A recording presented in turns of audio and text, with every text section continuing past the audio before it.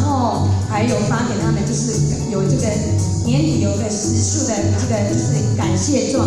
那如果学校呢，我们也不要求学校一定要发感谢状，但是学校如果有给，我们就会发给我们这些今天当天去帮忙服务的志工哦。那一样我们还是有请拜师礼哦，在学校一样还是请拜师礼哦，就是有电脑的话投影我们就投影出来，如果没有，后姐基本上呢就会带着那个童子像哦，到各个读经班去走动哦。童子像今天其实后学有带过来，那这个就是读经闯关的现场。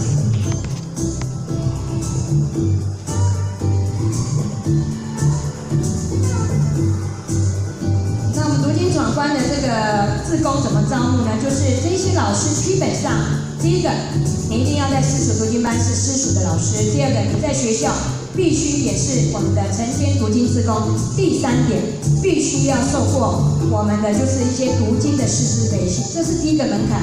因为不要小朋友已经办到第5页了，然后呢，你还问小朋友说你念到哪里，这样就很尴尬了，知道吗？所以呢，我们这些读经志工必须要有自己要有一些的师资读经师资的一个经验，毕竟是到学校去嘛。那读完他们要闯完关的这个就是闯完关的这个科目之后，他们就可以到兑换区来兑换奖品。那我们很幸福的就是在前年开始，教育处有看到我们协会的这样的无畏的奉献哦。早期我们走入学校，这些奖品可能到大学校一所学校1000多名的学生。这个奖品买下来可能1-2万块，都是由协会来这边出。那现在教育处每年呢，都将近会拨了10万块的经费来针对买奖品这个部分。虽然感觉10万块好像真的不多但是对协会来讲是一种鼓励是一种鼓励，因为我们做的这一些在县府单位他有看到了只有志工伙伴跟我们的处长来大合照那像我们到了民艺、景美，那有些学校可能只有30几位、40几位，所以这些老师真的非常的不简单这一些的孩子们，他们就像苹果，当我们把种子种下去之后，我们真的不晓得这一颗种子会长出多少的苹果。所以我们在座的每一位学长，将来你们就是最资优的老师们，将把这样的种子分享到每一个村落、每一个孩子的身上。那像这个东里国小呢，我们这样来回开车，也大概也要花了2个多钟头的时间海线台11线就是有去过花莲的这个东海岸海岸线嘛海岸线像港口啦、社子，只要有跟3点水有关系的，上高山下山。我们一样，只要有教育处，只要国小申请我们协会一样去做服务工作。好，接着下来上我们下午分享一下我们下午的这个课程呢。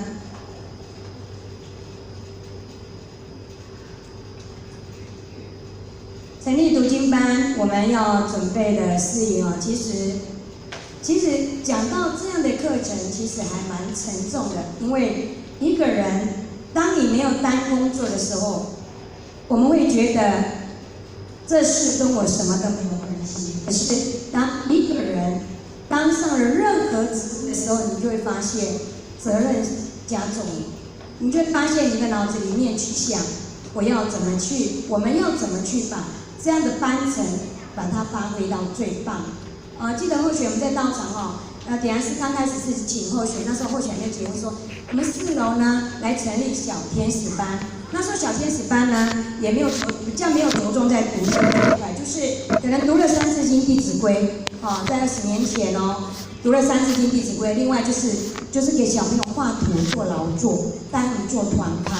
那后来后学我们一群老师们学长去到台北参加了这个很多的师资培训之后，我们发现我们在91年在11道院就跟梁师报备说，我们这边梁师也发现应该要成立一个亲子读经班。就这样，从那时候的5个人、6个人到我们现在的师资大概都是20几位的师资，来带领3个班级。那这些师资相对的，他们也是本来不是道亲，现在也是就是我们的道亲哦。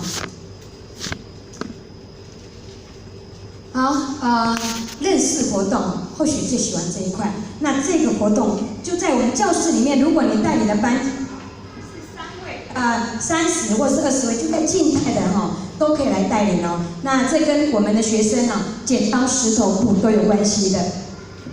或许想请那个林老师来协助后续那很简单哦待会呢，林老师他会手上有3个宝，一个就是第2个宝叫石头，第3个宝叫布你们只要出，如果他出剪刀，你们要尽量出什么？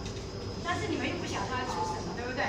所以呢，就不要考虑太多，你想出什么就出什么。那这是昨天后学在关西的那个休息站呢去买的，后学觉得哎呀太大了，因为后学看了好喜欢啊。这叫什么？柿子事事如意，对不对？四季平安。然后呢，学长想说什么？我有看他。心想事成，好，还有呢？事事无灾，发财有庆。万事如意都跟事有关系，还有没有？事事无灾，发财有庆。哇，好棒哦！四季如春，然后刚刚说是什么？事事无灾，发财有庆。对吧？那听了都觉得这个真的是耳顺了好，我们待会全网蔡莹的学长呢，就可以把这个事事如意琉璃的事事如意带回去。OK， 很简单。可以了，先放这。好，当后学说剪刀石头布的时候，你们就要出拳了不要考虑。然后你们如果在班级刚开始开班的时候，因为刚开始开班后学东就可以出逃呀。像刚刚看到那个小朋友上台表演，心里想，或许我带礼物，可是我带的礼物都不是的，都是小朋友的礼物，所以呢，就拿了有样的这个舒压的礼物送给表演的小朋友。好，现在这个林学长看不到你出任何的剪刀石头都看不到，所以你想出什么就出什么好，来，大家请站好吗？请站。再来一次，请站。好 ，OK， 剪刀石头布。好，努力的勇敢的出起高高这样才有算。再一次好不好？好，来，剪刀石头布，很好，好。林学长，麻烦你出拳。好，如果你是什么？你是剪刀的，如果是跟他一样的就不用做。如果你是剪刀的，不对，你是说错了，你是石头的或是布的，布的不用，石头的请坐下。大概去了一半了。好，来，好，请放下，请放下。好，剪刀石，现在站着哦，剪刀石头布，很好。来，林学长请出。好，如果你跟他一样的，或是你是石头的，请坐。哇，剩下这一组和这一组很旺，那这边已经剩下2位学长，就看你们的那这边哇，这第几组啊？第5组是不是？第5组全部都没有了，哎呀，真的都没有留一线希望好，换你们了，好，请放下，剪刀石头布。哇，普遍上，好来，林老师请出拳。剪刀石，不对，怎么去了？布的请坐，还有布的请坐下，布的。布失败的剪刀。剪刀的不用。哇，那一组是在屹立不摇吗？好恐怖那一组真的是很恐怖这一组还是在这一排是2位，剪刀，好，手放下。手放下，手放下。好，现在比较严格一点，好不好？跟那个林老师一样的要请坐了，赢他的只有站着，其他都要坐下，可以吗？好，预备，剪刀石头布。好，林学长请出拳。剪刀。好，不会吧？还有几位？1位、2位，哇，你们自始至终都一直站在这里，太不简单了你可以想象在一个班级里面那个小朋友真的就是，你不用带别贵重的东西，就是可能那一天你早上你准备的三明治啊、汉堡，因为现在学生都会去到学校才吃东西哈，虽然不简单，可是爸妈都太忙了。来，就剩4位，3位喽。好，剪刀石头布，精彩了。好，林老师请出钱。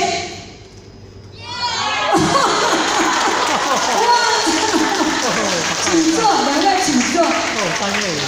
不然这下我们那个动力的话又平手了，因为你们都出布。好，来，一如老师请出列。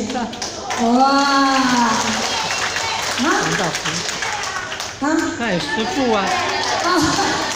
我还没有唱，他就主动邀请了呢。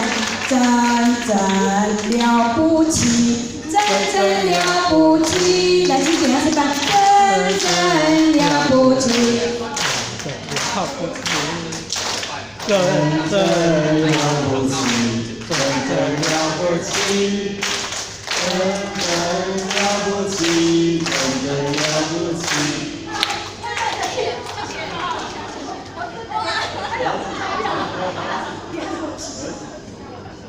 一定要不是要装进去，要装进去。哎呀，太激动了。好，这个真正了不起还可以换哈，有时候可以唱闽南语哦。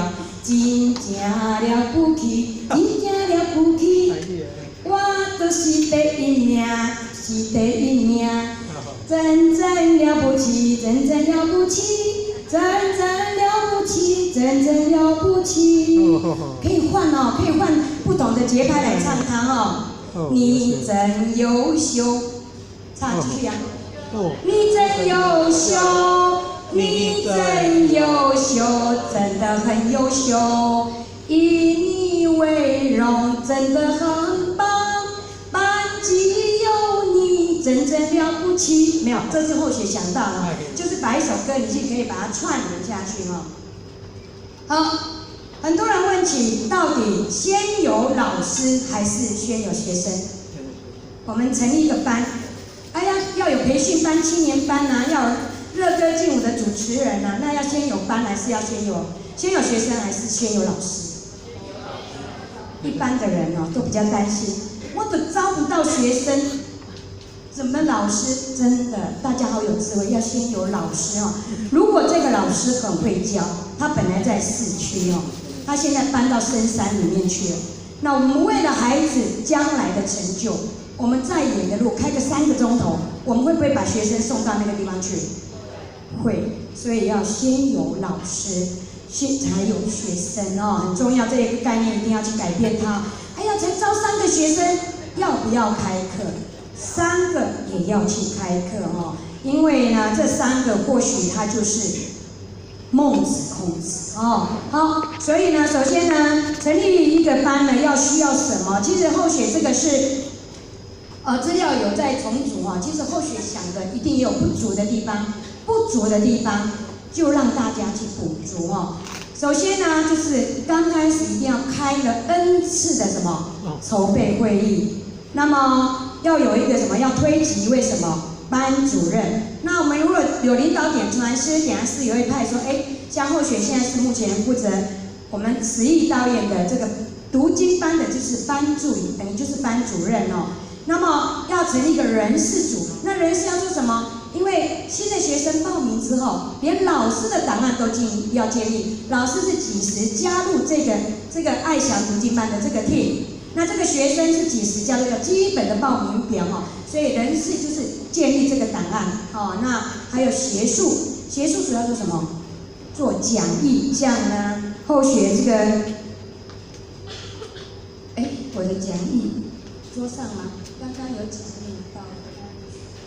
这边讲义像我们半年期啊，第19期、第20期的讲义这个讲义很重要，我们都那个读经小口诀，麻烦林老师帮我放下去因为这个卡片呢，立体卡其实对后学来当初在带读经的时候，我觉得后学觉得它很重要所以后学把它在读经口袋书的后面。其实后学今年的版本呢，我们又把它编进去口袋书内有读经小口诀那今天待会发的是这个名片大小，可以放在你的手机或是名片里面。有时候你可能忘记了，可以拿出来可以带了这个就是读经小口诀，可是数量应该好像不太够。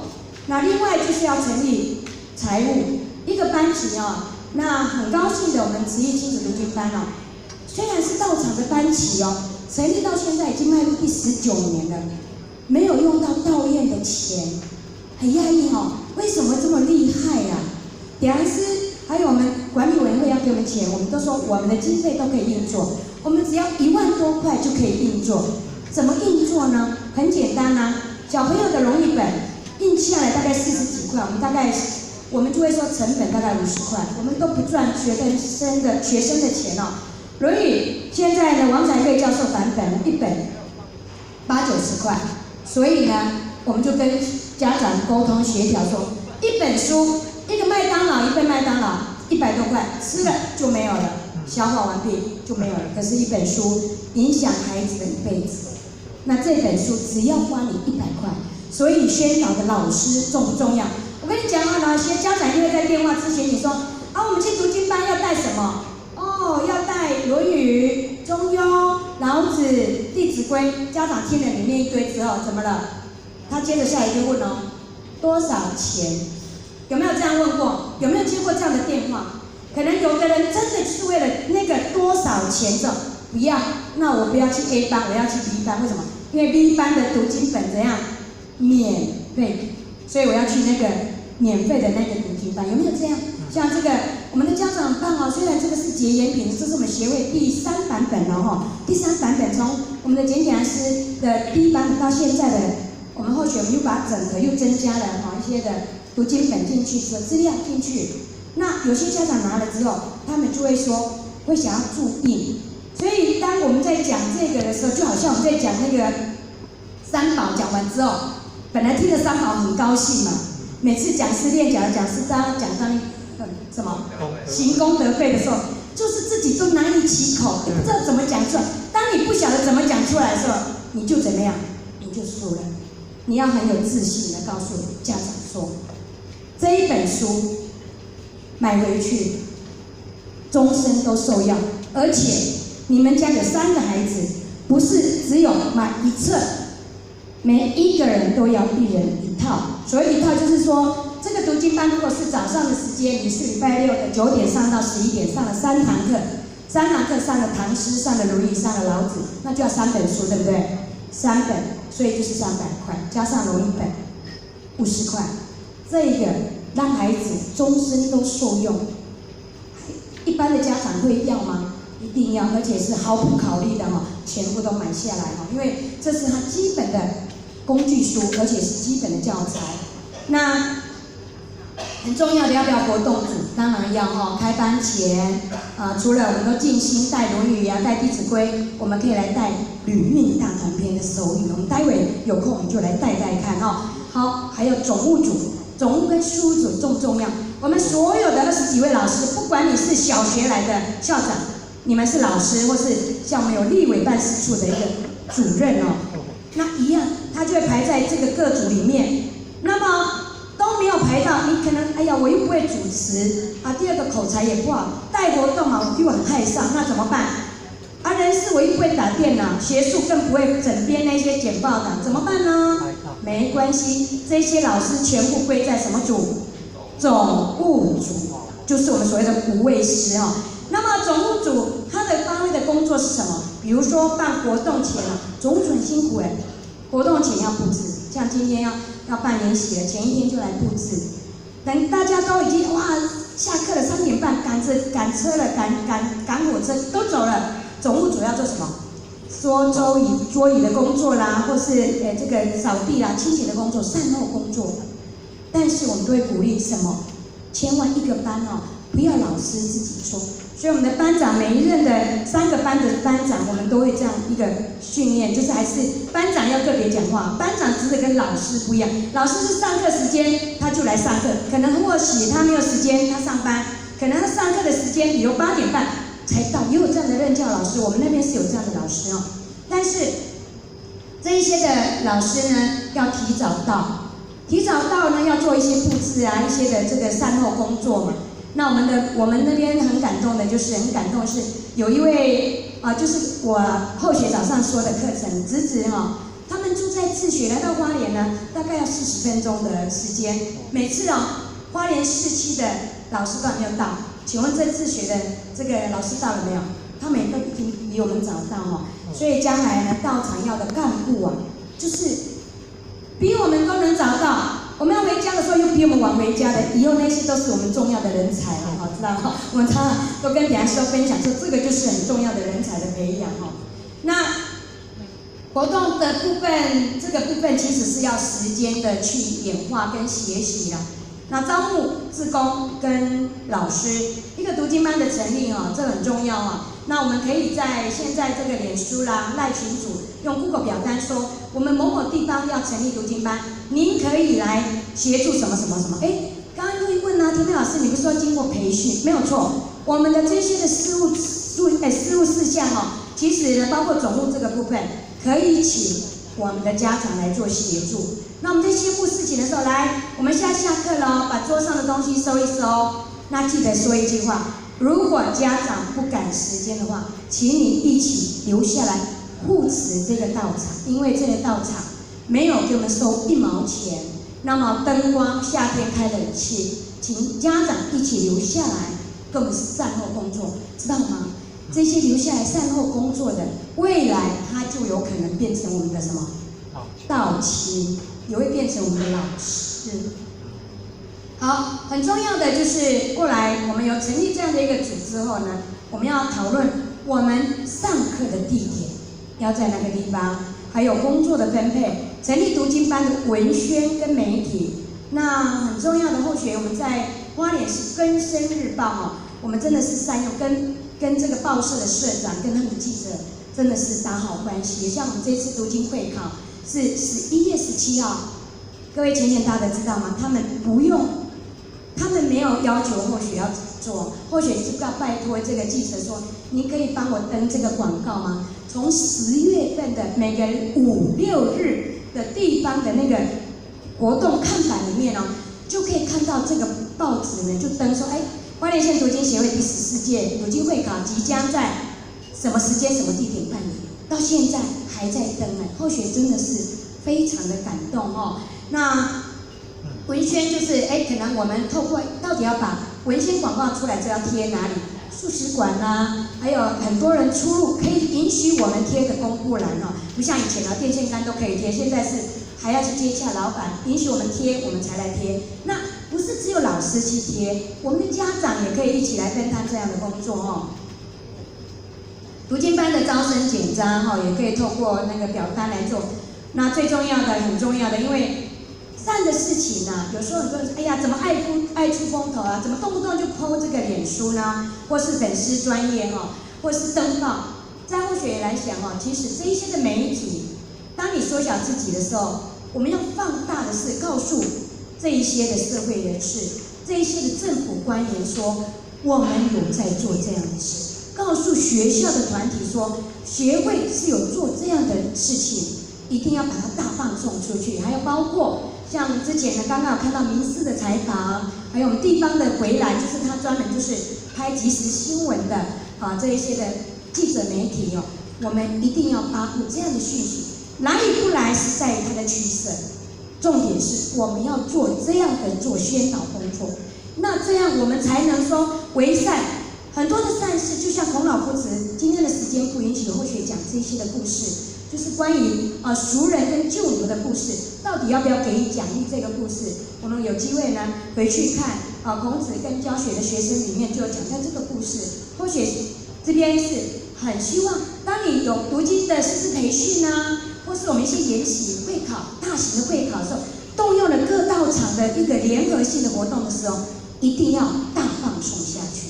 那么我们才可以在这中间里面去选拔，去看到我们真正的要的良才贤才在哪个地方哦。因为唯有透过活动哦，很奇怪，就像夫妻，当你是男女朋友的时候，你绝对看不到他另外一个缺点。但是当你组织家庭的时候，你就会发现，因为每天的相处油盐酱醋，每天为了生活忙碌之后，为了孩子教育之后，你会发现，哎呀，以前我的老公怎么没有这个脾气毛病？怎么现在蹦出来了？以前他不会这样，现在怎么会这样？因为相处，当办完活动之后，你会发现人事组以前的那个周学长这么好相处，这个林学长以前觉得他不 OK， 可是这次办完活动，为什么他这么的勤奋，这么的努力，而且呢，后学请他去哪里就帮忙做什么事，非常的谦卑。这就是透过活动来磨合，透过活动要缩小自己，要把别人放在第一位，这是很重要的。尤其我们在道场办活动，那么很重要的读经班开始，一定要来一个读经说明会。学生他来了，就是因为父母亲强迫来的，父母亲可能有的是邻里来的，父母亲可能是道场的人才，但是绝大部分的家长，他对读经这一块是不太了解的，所以今天像后学比较耽误到大家时间，没有照时间来铺陈上课，原因就是后学想，当时为什么到现在后学这么样的坚持在读经教育里面20几年，我们的读经班风雨无阻，每个礼拜五8点到9点半了哈，陪过你看走了20年，后学的孩子已经上大4了哈，要上大4。那为什么有这样的一个历程呢？因为后学看到，我们现在都担心别人的孩子保护得很好，担心路上放路对了，我们都要把孩子接送，只是可能200公尺的路程，担心路上遇到坏人。殊不知，我们只有把自己的孩子教好，我们没有把别人的孩子教好，你觉得这个社会会祥和吗？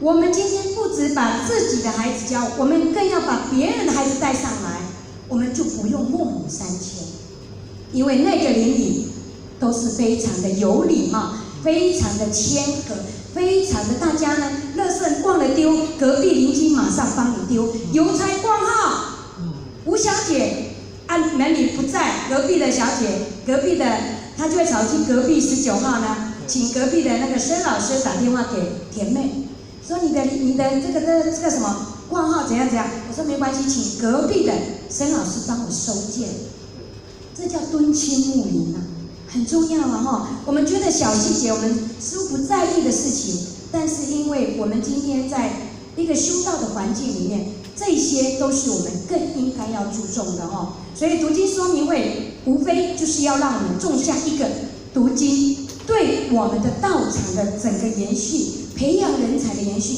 尤其在幼苗的时候非常的重要。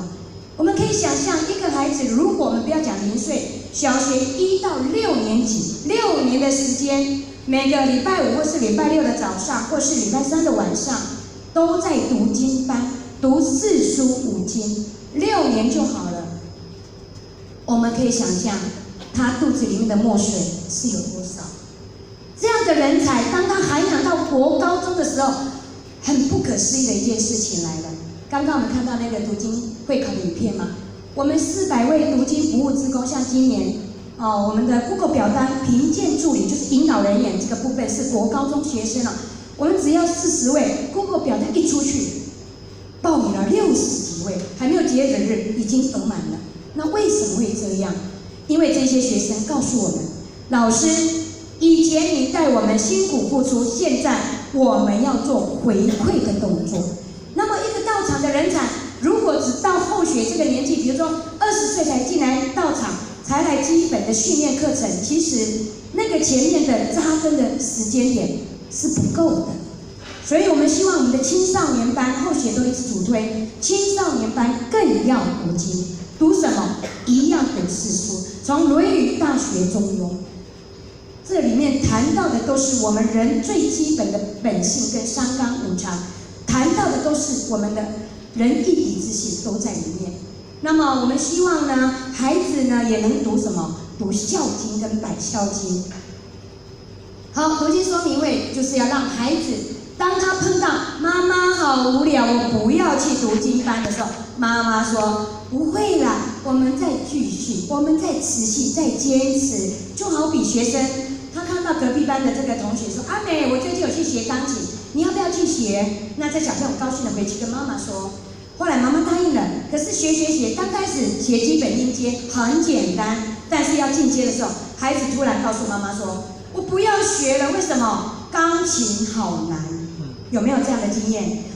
真的，所以呢，读经说明会无非就是要让父母亲了解读经对孩子的成长的扎根教育的重要，所以读经说明会很重要的元素里面，就是要有老师、家长跟小朋友。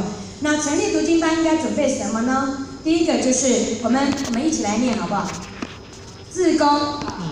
供老师行前训练，用一本、经书、电脑、投影机、排版、挂牌、宣告。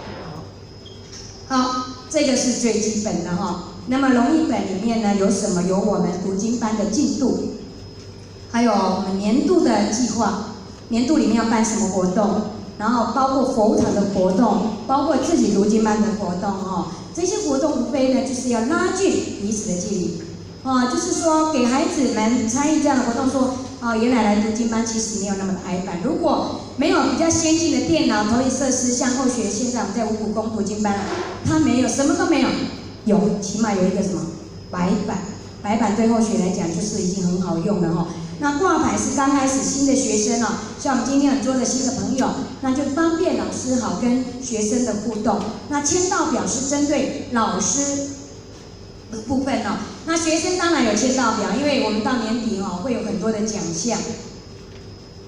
那还有就是布条啦、报名表，还有我们的读经班随时都要准备有这个彩色笔，还有纸张，因为呢有一些1、2岁、3岁的孩子坐不住了，怎么办？没有关系。还有吴老师怎么可以让我孩子在那边画图？他来这边读经班，不好意思，他只有2岁、3岁，你要将他定坐在椅子上。像这位妹妹，待会一定要特别给她礼物，我们给她爱的3下，我说你好棒，来爱的3下。你好棒！他真的能定坐在这个地方，真的太优秀了。吴老师的眼睛都有看，还有这位他的这个姐姐也好棒，稳定性好够哈。要准备什么？饼干跟玩具哈。我们读经班后面有一个区块是什么，你知道吗？就是可以，因为地板其实还蛮干净的哈，就是积木区。待会看下面就知道有积木区哦。孩子很奇怪哦，来了1年之后，你会发现从2岁开始，你会发现里面的经典你跟他接了哈，他会跟你接了，春眠不觉，他会跟你揭晓哦。那读经班的课程的规划讲下来会很沉重，但是后学接着需要报告我们把它看一下好不好？来，上课的时间星期几？这定下去了，并不是定时的。我们老师这个听人专，如果你觉得礼拜3，因为隔天要上课，发现学生只有10位，好像不够多，那我们就把它定在礼拜5。一般读经班很多都定在礼拜5，为什么？因为隔天怎么样？放假。那有些的读经班会定到周六、周日，因为父母亲都休息了，可以亲子共读。那亲子共读有时候我们有一个想到，就是有时候又不想占用家庭，有时候可能有爷爷奶奶的家庭日那么上课时间是几点到几点很多老师成立的时候考虑说，我是不是读的时间不要太长，从晚上的7点半到9点，甚至晚上的就是读1个钟头。但是很重要的，酒酸嘛一干嘛，对吧？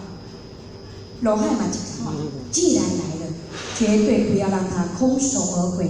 所以我们的读经班的课程1个晚上我们的课程如果1个半钟头，我们就编了4位老师从《论语》《大学》，还有我们的老子，还有唐诗一定会编进去一般唐诗一定会编进去，然后过来就是《弟子规》加上。或是《弟子规》就是短篇的《弟子规》《三字经》，或是诸葛亮诫子书、诸子之家等。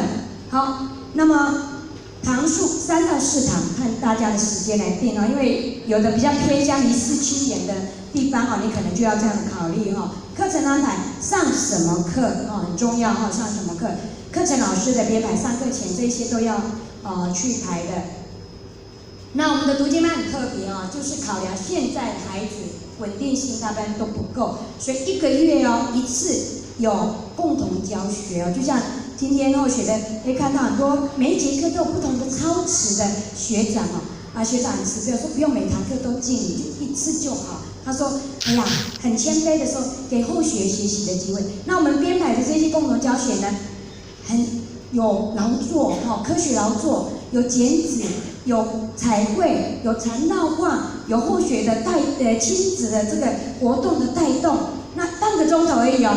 但是很奇怪，这个酝酿下来哈，学生也非常的期待这样的共同教学哦。那都是由老师自己去发挥，然后买的材料，不好意思，为什么读经班的财务都不用申请了？材料老师自己出。所以你尽量想的都是大概都不用花费很多的经费哈，然后兑换奖品1个月1次哈。那我们的荣誉卡，我们有推荣誉章制的哈，有荣誉卡哦。那这些奖品又用到钱呢。那荣誉奖品1个月老师轮流，我都会跟老师说，今年加几盖，我你做财师的机会。因为我们1年从3月份上课，我们前年无休，我们暑假有很多读经班暑假是有休息哦。我们暑假没有休息，3月没有换奖品，4月我们是从5月开始，5、6、7、8、9、10、11几个月，大概7、8个月，所以老师还轮不完。今年轮不完的，没有轮到老师，明年再轮。1年1次，5位师买大概奖品的一个读经班，我们大读经班60几位，大概因为上次的奖品还有剩。所以你这次再买，大概就买个1000多块，最多买贵一点的。什么叫贵一点？也很难想。其实孩子的贵跟便宜哦，孩子的奖品、孩子的奖励不在于价位的高低。亲爱的老师，知道吗？当他喜欢这件东西，妈妈说不行，不行买棒棒糖，这个家里都有。可是孩子不要嘛，我的就没有，我好想买，所以。孩子的你应该买贵的，孩子的这个价值啊，不是父母亲能去取舍跟评量的哈。孩子的喜欢也不是用金钱可以买得到的。然后呢，1年呢，至少我们在这个办2次的读经的嘉年华活动哦，半天而已哦。或者早上有给大家看一下，就是刚开始就是道义开始，过来就是。DIY 的活动，过来用午膳，就是吃这个祈福餐，然后过来就是发放平安的平安果，这个大合照就回家。那一天就是有一个开智慧的活动，另外就是1年呢也要办1到2次的读经闯关活动。这个读经闯关呢，就是这一段时间你上课从3月份上到，比如说今天是10月的27号的中间的进度有上过的，跟小朋友设立一个闯关卡，然后呢给孩子们来做一个闯关的这个。我不晓得台北扫描那边清楚吗？台北可以把这个闯关卡呢，也可以分享传页来大家看一下。然后活动最重要的就是我们道场点燃是很慈悲哦，都会希望我们办什么？办夏令营，好，办品格营，还有要有机会带整个团队呢去观摩、去参访别的读经班。然后很重要的，我们要规划参与佛堂的大型活动，比如说有中秋节的晚会啦、重阳节，甚至有服务的机会呢。每一次的班程，各班的班程哦，所以呢，班主任很重要。今天要宣布什么事情哦，就要跟班长3个，如果你有分班很多，就要跟班长记得要布达，一直不断的布达，人是重复反复的去提醒，才会把很多的事情记下来哦。然后要办理户外的活动，很重要的。老师这样走过来，他们是义务服务，虽然是在道场，我们强调无畏师，他们也需要鼓励的，所以老师也需要联谊哈。这时候有时候我们不可能申请经费，刚开始联谊啊，可能都是班主任自己要自掏腰包哈。那或是不用自掏腰包的方式，就是今天到后学家来做，那大家带一带点心，可以吗？可以呀、今天到某个公园去哦，那前不连姐去也是要带着点心去外面户外开会也是可以的哦。成立很重要的赖的群组哦，读经班，然后要2个群组，一个是老师的群组哦，老师的群组可以要求严一点哈，比如说出屁股买地面，老师你今天有事不能来授课，必须，除非是临时在路上或是发高烧了没有办法请假，那么老师一定要不能到或是迟到了，务必在赖上或是提早知道的话呢，要打个电话。那后学是这样想哦，很多时候，对呀、这个老师都没有请假，后学是反过来，如果有位老师他赖上也没有回应的时候，麻烦做这一班的老师一定要做一个动作，主动用打电话，打电话问，哎呀某某人啊，你怎么大家都说没有看到你，就是要关心的，不要问他说你今天怎么没有来，这个口气是不一样的哈。所以陈情与关怀说话的技巧是很重要的哈。那即使要关怀，如果家长这一次有来，下一次没人来了，即便他是不想来的都没有关系哈，我们要打电话来做一个电访哦。好，我们来看一下读经班，诚意读经班大概有接着介绍一下我们慈义亲子读经班的简介哦。这边是我们服务的老师，还有就是也有青少年嘛，这些的志工伙伴，他是以早期他们也是读经班上来的，然后现在他们是已经国高中了，就来负责管理秩序跟盖印章的动作哈。那这一位呢是东里国小的小学的校长，他是一个新城国中的老师。那这一位就是我们或许刚刚提到立委办事处的主任。那这一位是我们的黄老点燃师，他目前就是早期在15年的过程，没有一次读经班，他是老人家是缺席的哦。那这几年，去年开始身体比较微恙哦，所以到读经班的时间也比较少。那在这个大环境里面，我们一起成长。那这些父母亲有没有很可爱啊？这个小朋友这么小，他识字吗？不识字，但是他拿书的样子有没有？有模有样的哦。因为跟慈义道院有缘，所以我们来到了慈义道院这个大家庭。慈义道院在黄老点燃师的领导下，走过了这20年，办了大大小小的夏令营啊，儿童跟青少年的夏令营。那么我们很重要的，在一个道场哦，它可以训练人才。